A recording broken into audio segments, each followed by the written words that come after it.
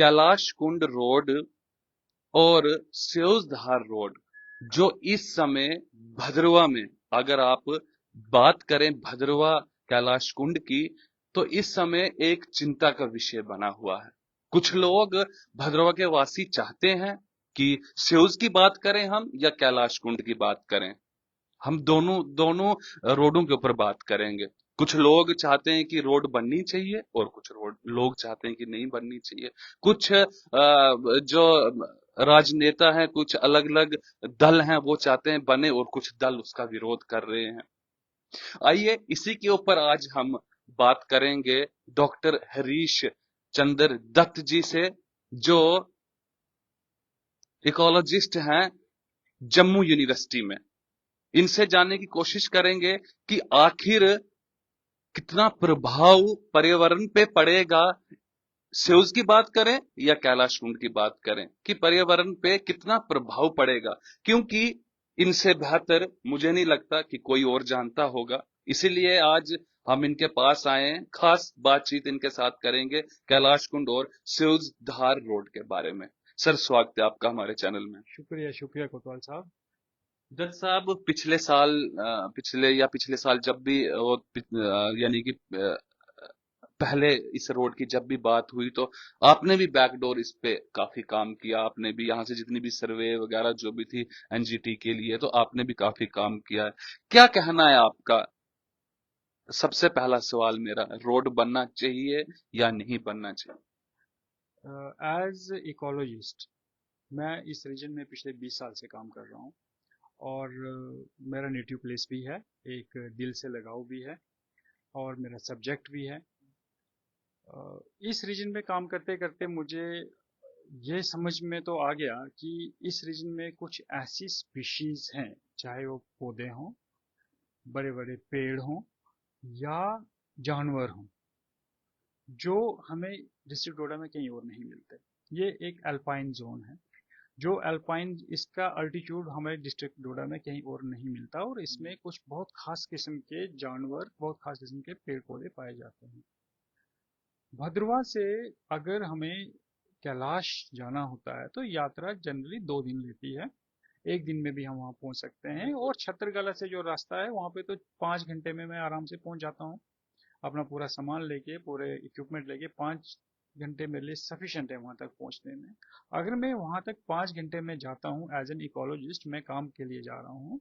एक श्रद्धालु जाता है एक श्रद्धा से, और वो 5 घंटे चल के जाता है या 2 घंटे चल के जाता है, तो उसमें एक श्रद्धा है तब ही चल के जाता है। उसे इतना कोई वहां पे मुश्किल नहीं है कि रोड हो और रोड से ही जाना हो।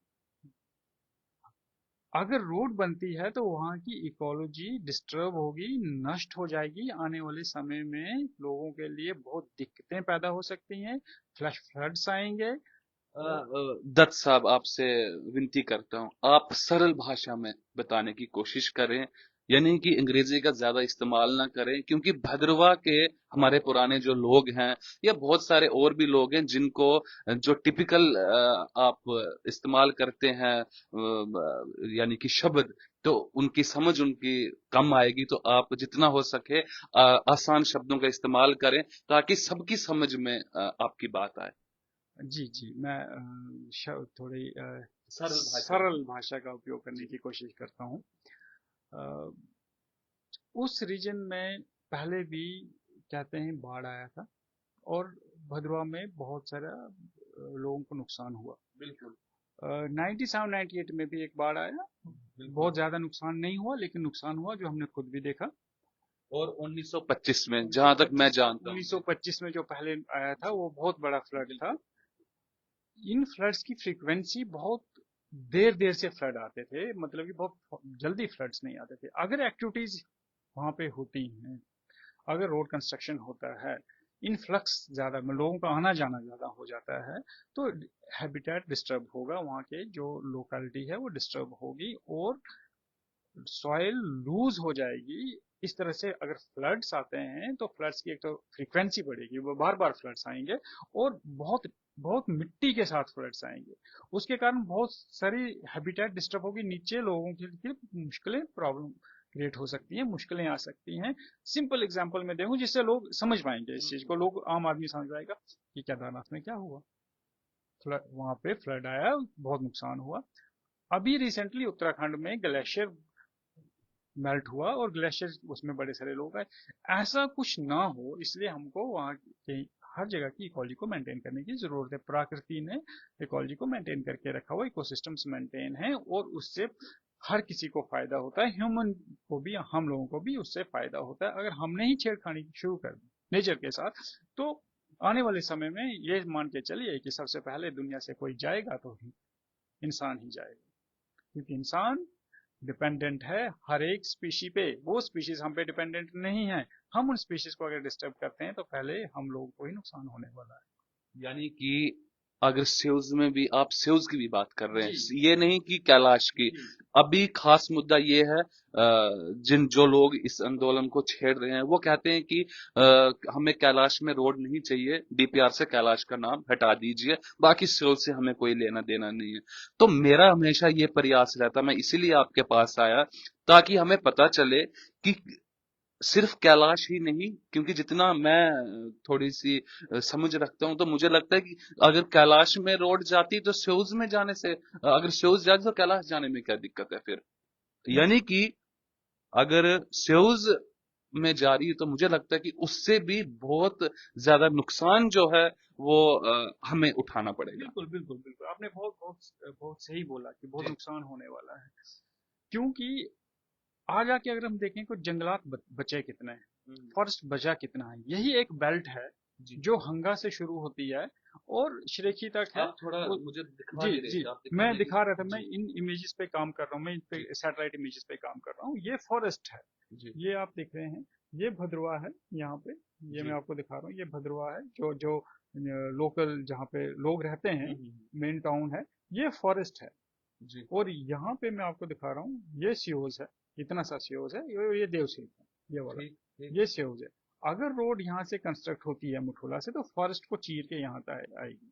ठीक। अगर ये फॉरेस्ट को चीर के आएगी तो यहाँ से जब फॉरेस्ट तक रोड बनती है, पहले तो ड्यूरिंग कंस्ट्रक्शन ही यहाँ पे हैबिटेट डिस्टर्ब होगा, बहुत सी पस्सियां जिसे बोलते हैं हम, पस्सियां आएंगी और बहुत सा डेब्रिस बह जाएगा। दूसरा, यहाँ से रोड बनता है तो बहुत सारे पौधे उसमें आ जाएंगे, उस जद में पौधे मर जाएंगे और हैबिटेट फ्रेगमेंट होगा एनिमल्स का। जो एनिमल इस तरफ रहते हैं वो एनिमल इस तरफ नहीं जा पाएंगे, इधर के एनिमल इस तरफ नहीं जा पाएंगे, उनकी ब्रीडिंग नहीं हो पाएगी, तो एनिमल की पॉपुलेशन खत्म हो जाएगी। इसी तरह से पौधों के, अब ये देखते हैं कितना घना फॉरेस्ट है। जी हम कहेंगे कि इस घने फॉरेस्ट में जो जमीन, जो रोड बनेगी वो तो एक लाइन छोटी सी आने वाली है, लेकिन वो लाइन कितना पार्ट प्ले करेगी यहाँ के डिस्टरबेंस के लिए वो हम लोग अंदाजा नहीं लगा रहे हैं। मैं इस रीजन में काम कर रहा हूँ, मैंने इस रीजन में कुछ ऐसी स्पीशीज देखी हैं सर जो मैंने कभी कहीं नहीं देखी, जैसे डेक्टाइलोराइजा एक स्पीशी है, डेक्टाइलोराइजा हिटेरिया। मैंने कहीं भी जम्मू भद्रवा जो हमारा डिस्ट्रिक्ट डोडा है, डिस्ट्रिक्ट डोडा में कहीं भी वो स्पीशी नहीं देखी। बहुत इंपॉर्टेंट मेडिसिनल इंपॉर्टेंट अच्छा। प्लांट है। इस रीजन में हमारे पास भोजपत्र है, इस रीजन में हमारे पास तोस है जो बाकी कहीं नहीं मिलते। इस रीजन में हमारे पास टेक्सस है जो कि एंटी कैंसर प्लांट है, ट्री है, इस रीजन में है। लेकिन अगर यहाँ से रोड बनती तो किसी के लिए भी एक्सेसिबल हो जाएगा। अगर एक्सेसिबल एरिया हो जाएगा तो स्पीशीज नष्ट हो जाएंगी, लोग स्पीशीज अपनी इकोनॉमी जनरेट करने के लिए यूज करेंगे, वहां से ले जाएंगे। और डेब्रिस जो वहां पे बनेगा, मतलब कि वहां पे जो वेस्ट मटेरियल वो छोड़ के जाएंगे, जो अभी पदरी का हम देखते हैं वहां पे इतना वेस्ट मटेरियल कौन कोई मैनेजमेंट कर रहा है क्या? बिल्कुल इतना बिल्कुल, वहां पे कोई देख रेख नहीं है। सॉलिड, वहां पे बिल्कुल। सॉलिड वेस्ट इतना इकट्ठा हो गया, ऐसा सॉलिड वेस्ट यहाँ पे भी इकट्ठा होगा। ये सॉलिड वेस्ट हमें बहुत प्रॉब्लम क्रिएट कर सकता है। लोगों को अवेयरनेस की जरूरत है। लोगों को शायद पता नहीं है कि ऐसी एक्टिविटीज के कारण हमारा भविष्य खतरे में होने वाला है। जी हमारे आने वाली जनरेशन्स के लिए शुद्ध वायु नहीं मिलेगी, उनको सांस लेने के लिए हवा नहीं मिलेगी, उन्हें इन जंगलों से जो रिसोर्सेस मिलते हैं वो रिसोर्सेस नहीं मिलेंगे। आप आज देखते हो कि गुच्छियां नहीं मिलती हैं, रीजन क्या है? Over exploitation. इस रीजन में नाग छतरी होती थी, नाग छतरी नहीं है, कहाँ गई? 2 साल 3 साल 4 साल 5 साल में गायब हो गई। तो अगर रोड ना बनने के कारण, अभी तक तो रोड नहीं है तो भी नाग छतरी गायब हो गई, अगर रोड बनेगी तो क्या होगा? हम हम एस्टिमेट भी नहीं लगा सकते, सोच भी नहीं सकते कि कितना कितना नुकसान। नुकसान होने वाला है, और आने वाली जनरेशन, हम अपने पीढ़ियों को क्या देके जाएंगे। लेकिन जहां तक मैं सोच रखता हूँ, क्योंकि भद्रवा में रहता हूँ, भद्रवा को कवर करता हूँ, हर एक यानी कि बड़े पढ़े लिखे आदमी से भी मिलता हूँ और गांव में रहने वाले लोगों से भी मिलता हूँ। उसमें जो मैं एनालाइज करता हूँ कि ज्यादा उनको इस रोड से ज्यादा लगाव है कि ये रोड बनना चाहिए। जो टूरिज्म से कमाने वाले लोग हैं। देखिए, मैं सीधे जी स्ट्रेट लाइन, जी सीधी लकीर का अर्थ ही ये है कि सीधी बात करना, जी हम सीधी बात जी करते हैं। उसमें फिर हमारे ट्रांसपोर्टर्स हों, हमारे होटल चलाने वाले लोग हों, हमारे दुकानदार हों, या और भी जो भी टूरिज्म के साथ जिनका रोजगार चलता है, उनको ज्यादा इस तरफ झुकाव है। जो हमारे गांव के लोग हैं, जो सीधे साधे लोग हैं, जो अपना वही खेती बाड़ी अपनी सिंपल जिंदगी जीते हैं, या जो हमारे गवर्नमेंट के मुलाजिम लोग हैं, उनको उनको कुछ लेना देना नहीं है। वो कहते हैं कि नहीं बननी चाहिए, क्योंकि वो समझते हैं हर बात को। अच्छा, हमारे जो सीधे साधे लोग हैं वो समझते हैं कि ये वासुकी नाग जी की जगह है। उनका उनका अपनी तरह से, क्योंकि उनको इतनी बातों के बारे में मालूम नहीं है, लेकिन उनका अपनी तरह से माइंड सेट है कि यात्रा है, लोग वहां पर जाएंगे, गंदगी होगी, ये होगा वो होगा। उनका अपने हिसाब से है कि वो पवित्र स्थान है। लेकिन आप कुछ ऐसी बातें हमारे उन टूरिज्म से रोजगार चलाने वाले जी लोगों को कहें कि ये आपके 10 साल तो अच्छे निकलेंगे, यानी कि आप खुद, आप अपना वाला जीवन तो सही जी लेंगे, लेकिन जो आने आप वाली आने वाले जो आपके बच्चे हैं, जो आपका वंश है, उसको आप क्या देकर जाएंगे? क्योंकि आप मेरे से ज्यादा जब आप कहेंगे तो आपकी बात मुझे लगता है कि ज्यादा समझ पाएंगे। देखिए, आने वाली जनरेशन्स के लिए चिंता यूनाइटेड नेशंस में भी किया जाता है, तो हम अपने लोकल लेवल पे क्यों नहीं कर रहे। यूनाइटेड नेशन में भी कहा जाता है कि इस दुनिया में आने वाली जनरेशन्स के लिए कुछ तो छोड़ के जाओ, कल को वो हमें गाली ना दे कि भाई आप लोगों ने हमारे लिए क्या भविष्य छोड़ा है। वो बहुत जरूरी है। हम देखते हैं कि इस रीजन में हम लोग अगर ऐसी कोई कंस्ट्रक्शंस कर रहे हैं, आने इस समय तो हमें इकोनॉमी जनरेट हो जाएगी, हमें पैसा मिल जाएगा। अरे भाई लोग, आप लोग ये समझो कि अगर उस रीजन में एक ट्रेडिशनल टूरिज्म को आप फ्लोरिश करते हो, बिना रोड के क्या टूरिज्म नहीं होता। उसे हम विलेज टूरिज्म कहते हैं, इको टूरिज्म कहते हैं, इको ट्रैक्स बनते हैं। तो गवर्नमेंट इको ट्रैक्स क्यों नहीं डेवलप करती? वो रोड ही बनाने के पीछे क्यों पड़ी है, जो कि हैबिटेट को भी डिस्टर्ब करेगी, इकोलॉजी को भी डिस्टर्ब करेगी, आने वाली जनरेशन्स को भी डिस्टर्ब करने वाले हैं, स्पीशीज को भी नष्ट करने वाले। अरे इको ट्रैक क्यों नहीं बनते? अगर इको ट्रैकिंग क्यों नहीं होती? वो टूरिस्ट जो टूरिस्ट आपकी आता बात है। काटना चाहता हूँ। अगर गंडोला कह रहे हैं कि रोपवे जो जाएगी वहां के लिए, तो फिर अगर अगर वो कह रहे हैं कि सैंक्शन हो चुका है, जाएगा जाएगा, हमारे दिलीप साहब कहते हैं रोज भद्रवा में जाकर, हमारे विधायक जो है, तो फिर रोड की क्या आवश्यकता है? मैं करीब तीन दश आप क्या कहते हैं? मैं करीब 3 दशक से ये सुन रहा हूँ कि गोंडोला बन रहा है, गोंडोला। करीब 3 दशक से, मैं जब छोटा सा था मैं तब से सुन रहा हूँ कि गोंडोला बन रहा है, गोंडोला बन रहा है। अगर गोंडोला बनता है तो आपके पास लिमिटेड फ्लो होगा टूरिस्ट का, आपके पास एक अकाउंटेबिलिटी होगी। और अगर आपके रोड बनता है, कोई अकाउंटेबिलिटी नहीं रहेगी, हर कोई आएगा, हर कोई जाएगा, आपने कोई रोक टोक तो आप किसी को कर सकते नहीं। तो गंडोला बनना एक अच्छी बात है। रोड कंस्ट्रक्शन से, रोड कंस्ट्रक्शन आने वाली जनरेशन्स के लिए तबाही का सामान है। गंडोला बहुत अच्छा है, ट्रैक बहुत अच्छा है। अगर आप इको ट्रैक डेवलप करते हो, ट्रैकिंग ट्रैकिंग करने के लिए लोग कहाँ कहाँ से आते हैं, और इतने अच्छे ट्रैक रूट्स बन सकते हैं वहाँ पे। वो टूरिस्ट ऑपरेटर्स जिनकी आप बात कर रहे थे कि वहाँ पे हमारे पास टैक्सी वाले हैं, होटल वाले हैं, उनका रोजगार चलता रहेगा। अरे हाँ चलेगा, अगर आप इको टूरिज्म, आप कैंपिंग साइट्स बना दीजिए, आप ट्रैक्स पे लेके जाइए। आपको जो होटल से अगर आपको 100 रुपया मिल रहा है पर डे, मैं दावे के साथ कह सकता हूँ कि अगर आप इको ट्रैक्स पे गल्फ करते हैं और इको ट्रैक्स पे टूरिस्ट को लेके जाते हैं, आप 100 टाइम्स मोर, मतलब आपको 200 रुपये मिलेंगे, 100 टाइम्स ज्यादा पैसा आपको मिलेगा। आप पैसा इकोनॉमी भी जनरेट करोगे, अरे सोसाइटी के लिए भी कुछ करके जाओगे, जनरेशन के लिए भी कुछ छोड़ के जाओगे। डॉक्टर साहब, पिछले 10 सालों से मैं खुद देख रहा हूँ। 2007 के बाद, यहाँ की 7-8 के बाद बात करें तो मौसम ने बड़ा परिवर्तन ले लिया है। जी। तो ऐसे जैसे अगर कार्य होते रहे तो आने वाले समय में आप अपने बचपन में देखें तो नीरू कैसा था। मैंने एक 100 साल के बुजुर्ग का इंटरव्यू किया। मैं अभी विद्याराम जी, यहाँ के अपने मैं नाम भूल गया, इधर उधराना वाली साइड रहने के, उन्होंने मुझे कहा कि नीरू में इतना पानी होता था कि हम इसको क्रॉस नहीं कर सकते थे, और उन्होंने मजाक में बोल दिया कि आज यानी कि मेंढक भी पार कर जाते हैं।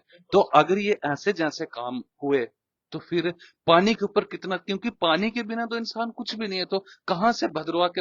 और सिर्फ भद्रवा की बात नहीं है सर, ये जहां तक मैं सोचता हूँ, क्योंकि नीरू अपनी ये जो यहाँ पर आता है तवी, सूर्यपुत्री तवी, वो भी वहीं से आती है। तो कितना उस पानी का कितना प्रभाव पड़ेगा। देखिए, क्लाइमेट चेंज जिसे कहते हैं कि वो जलवायु में परिवर्तन हो रहा है, बहुत तेज हो रहा है, बहुत तेज हो रहा है। हम सोच नहीं सकते कि कितना तेज हो रहा है, बहुत तेज हो रहा है। जो हम लोग सोचते थे कि 100 साल में होगा, वो 10 साल में हो रहा है। हम पिछले 100 साल में 100 बर्ड्स को खो चुके हैं। जो परिंदे, 100 परिंदे 100 साल में गुम हो गए दुनिया से, कहीं नहीं मिलते वो परिंदे अब। इस रीजन से तीन, दो नहीं, तीन ऐसे नदियां निकलती हैं, नीरू और हमारी सूर्यपत्री, तवी और सेवा, जो कि बनी से होते हुए चलती है। अगर डेवलपमेंटल एक्टिविटी इस तरह से होती रहेंगी, जलवायु पे बहुत भारी उसका मैं जिसे कहूंगा कि इम्पैक्ट पड़ने वाला है। बारिशों बारिशें कम होंगी। पिछले साल हुआ, 2 साल से हो रहा है, बारिशें नहीं हो रही। वहां पे इतनी गर्मी बढ़ जाती है, गर्मियों में भी बारिशें नहीं होती। बारिशें नहीं होंगी तो पानी नहीं होगा, और पानी तो जीवन के लिए बहुत जरूरी है। जल, आपके जल और वायु दोनों खतरे में है। आपका जल भी खतरे में है और वायु भी खतरे में है। वायु में प्रदूषण, आपके ट्रीज नहीं रहेंगे पर आपका वायु में प्रदूषण रहेगा। बारिशें नहीं होंगी, आपके नदी नालों में पानी नहीं आएगा, तो खेती बाड़ी नहीं होगी। और इसके साथ कितनी चीजें लिंक्ड हैं। आपके पास कुछ भी नहीं रहेगा। जो सिविलाइजेशन बसी, अगर हम कभी ये सोचें कि भद्रव में क्यों बसे, लोग भद्रव में क्यों बसे, क्योंकि पानी था। सिविलाइजेशन हमेशा पानी के पास ही बसी है। अगर वो पानी ही नहीं रहेगा तो सिविलाइजेशन तो उजड़ जाएगी।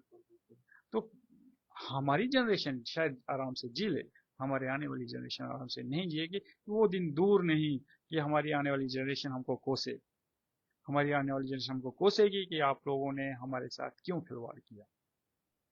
डॉक्टर साहब, इंटरव्यू मुझे लगता है काफी लंबा होता गया, और हमने खास जितनी बातचीत करनी थी हमने कर ली है। आखिरी सवाल आपसे, हमारी जितनी भी पर्यटक स्थल हैं उनके हालात मैं खुद ही देखता हूँ, जगह जगह पर जाकर हम कहते रहते हैं कि यहाँ पर ये खराबी है। कोई भी हमारी रख रखाव किसी भी जगह का नहीं, फिर आप पदरी की बात करें, या आप गुडडंडा की बात करें, जाई की बात करें, खिलेनी टॉप की बात करें, जितनी भी हमारी पर्यटक स्थल हैं उनके हालात खराब है। हमारे पास मंदिर हैं, अगर मंदिरों को ही प्रमोट करना चाहे ना ये गवर्नमेंट या जो भी एजेंसियां हैं, वो अगर सिर्फ मंदिरों को प्रमोट करें तो धार्मिक टूरिस्ट इतना भद्रवा में आएगा कि उसका कोई, क्योंकि हमारे पास वो मंदिर है जो 2.5-2.5 साल, हजार साल पुराने मंदिर हैं। तो इसके ऊपर काम कीजिए जनाब। आप क्या कहना चाहते हैं उन संगठनों को जो ऐसी जैसी स्कीमें लेकर भद्रवा घाटी में या और भी किसी भी एरिया में लेकर जाती है? आखिरी मेरा सवाल। जी, मैं ऐसे संगठन को या ऐसे लोकल लोगों को भी मैं कहना चाहूंगा, सिर्फ संगठन ही नहीं, जो इंडिविजुअल आदमी को भी कहना चाहूंगा कि आपके पास एक धरोहर है।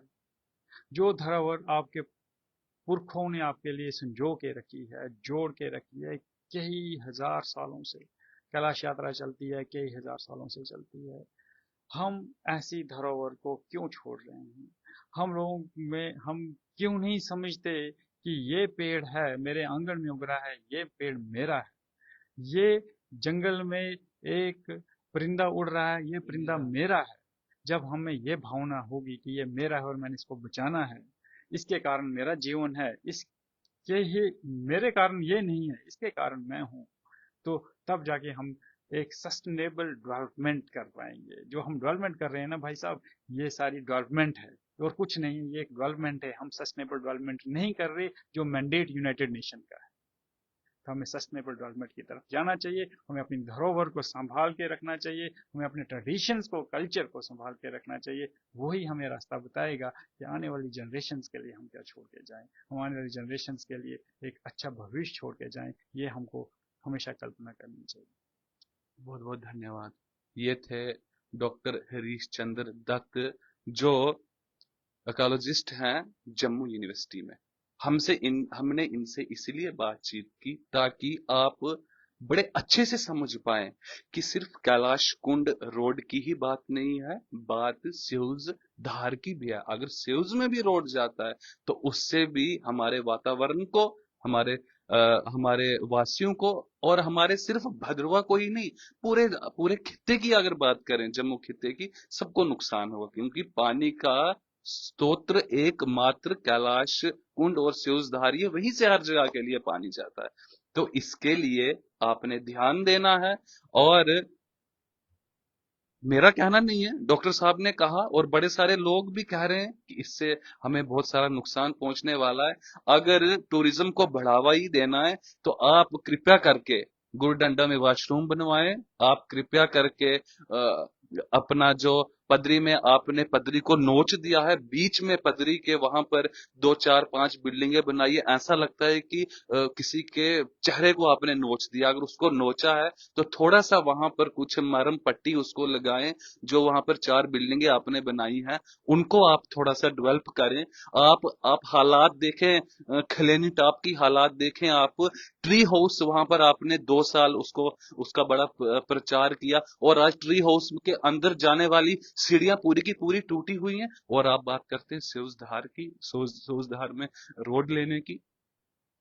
सीधी लकीर, स्ट्रेट लाइन का हमेशा यही मकसद रहा है, सीधी बात करना, सटीक बात करना, और पूरे, यानी कि जो आपको पूरी इंफॉर्मेशन दे उस आदमी के साथ बात करवाना। तो इसलिए आज हमने बात की डॉक्टर हरीश चंद्र दत्त जी के साथ। अब आप भी कमेंट बॉक्स में कहिएगा कि आपकी राय क्या है।